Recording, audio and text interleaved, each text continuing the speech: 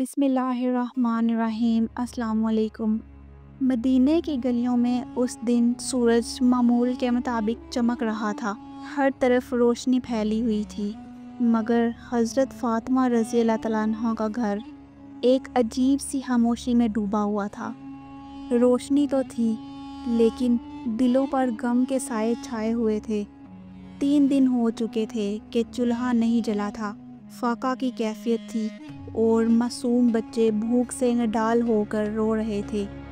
فجر کی نماز کے بعد سیدہ فاطمہ رضی اللہ تعالیٰ عنہ سجدے میں گئیں اور دل سے دعا نکلنے لگی، یا اللہ، 3 دن ہو چکے ہیں، ہم نے کچھ نہیں کھایا، میرے بچوں کی حالت دیکھ کر دل تڑپ اٹھتا ہے، وہ بھوک سے بلک رہے ہیں، یا رب تو ہی ان کا سہارا ہے، تو ہی رزق دینے والا ہے، ہمارے دلوں کو صبر دے، ہمیں ہمت عطا فرما۔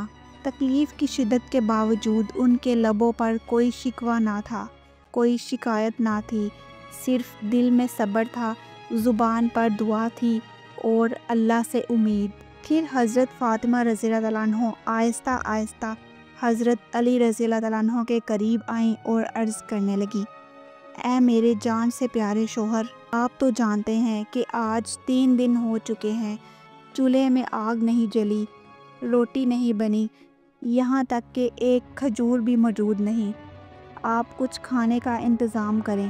یہ سن کر حضرت علی رضی اللہ تعالیٰ عنہ خاموش ہو گئے، سر جھکا لیا اور آنکھوں سے آنسو ٹپکنے لگے۔ پھر وہ کام کی تلاش میں نکل پڑے۔ سورج کی تپش عرب کی زمین کو جھلسا رہی تھی، نہ کوئی سایہ تھا، نہ پانی کا نام و نشان، یہاں تک کہ درخت بھی سوکھ کر کانٹے ہو چکے تھے۔ ادھر گھر کے اندر معصوم بچوں حضرت حسن اور حضرت حسین رضی اللہ تعالیٰ عنہ کے رونے کی آواز سن کر بی بی فاطمہ رضی اللہ تعالیٰ عنہ ان کے قریب آئیں۔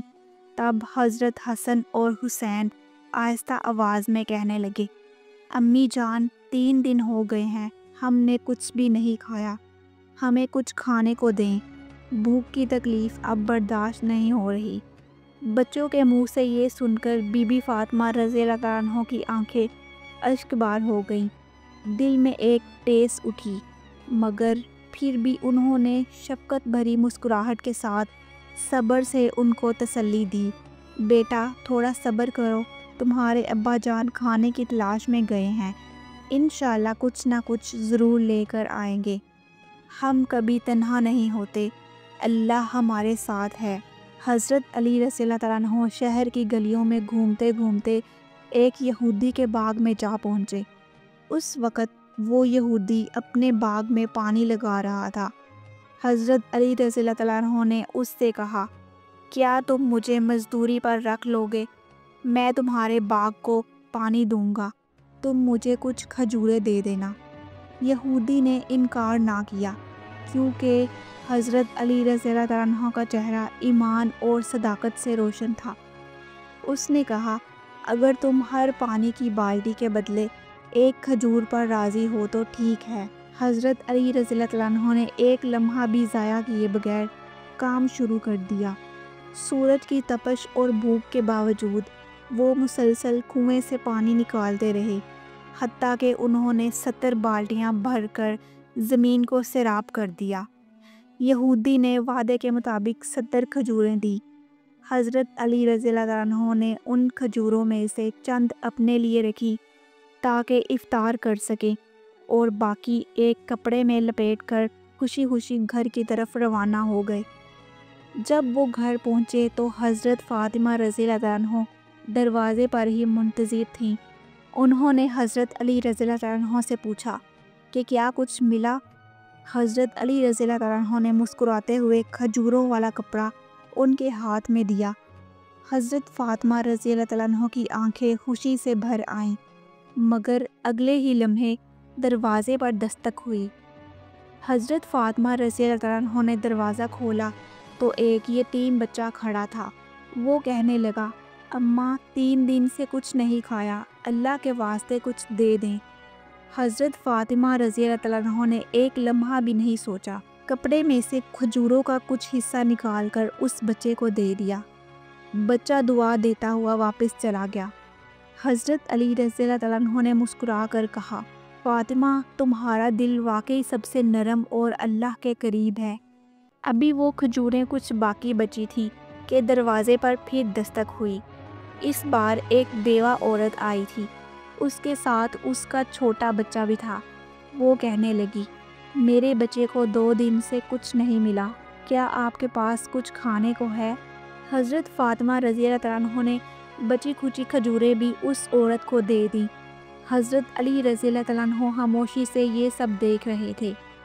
پھر وہ لمحہ آیا جب گھر میں کچھ نہ بچا مگر دل خوشی اور سکون سے بھر گیا۔ حضرت فاطمہ رضی اللہ تعالیٰ عنہ نے فرمایا، ہم نے جو دیا وہ اللہ کے لیے دیا، اور جو اللہ کے لیے ہوتا ہے وہ کبھی ضائع نہیں جاتا۔ اسی رات رسول اکرم صلی اللہ علیہ وآلہ وسلم ان کے گھر تشریف لائے۔ آپ صلی اللہ علیہ وآلہ وسلم نے حضرت فاطمہ رضی اللہ تعالیٰ عنہ کے چہرے پر تھکن اور کمزوری کے آثار دیکھے۔ پوچھا، فاطمہ طبیعت کیسی ہے؟ حضرت علی رضی اللہ تعالیٰ عنہ نے ساری کیفیت عرض کر دی۔ رسول اللہ صلی اللہ علیہ وآلہ وسلم کی آنکھیں نم ہو گئیں۔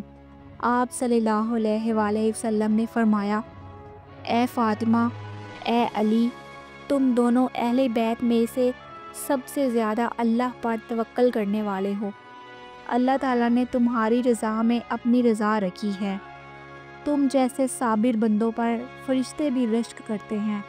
اسی لمحے حضرت جبرائیل علیہ السلام اللہ کا پیغام لے کر نازل ہوئے۔ اے محمد صلی اللہ علیہ وآلہ وسلم، اللہ تعالیٰ نے فرمایا ہے کہ جو لوگ میری رضا کے لیے اپنا رزق بانٹ دیتے ہیں، میں ان کے رزق میں برکت عطا کرتا ہوں، ان کے گھر کو نور سے بھر دیتا ہوں، ان کے بچوں کو اپنی امان میں رکھتا ہوں۔ اسی وقت رسول اکرم صلی اللہ علیہ وآلہ وسلم نے حضرت علی اور فاطمہ رضی اللہ تعالیٰ عنہ کو دعا دی اور فرمایا، یہ گھر دنیا کے گھروں میں سب سے زیادہ بابرکت گھر ہے۔ تمہارے صبر و اصرار کی مثالیں قیامت تک دی جائیں گی۔ واقعی یہ گھر صرف ایک چھوٹا سا گھر نہ تھا، یہ انسانیت کے لیے ایک نمونہ صبر و شکر کا پیکر اور اللہ کی رضا کی جیتی جاگتی تصویر تھا۔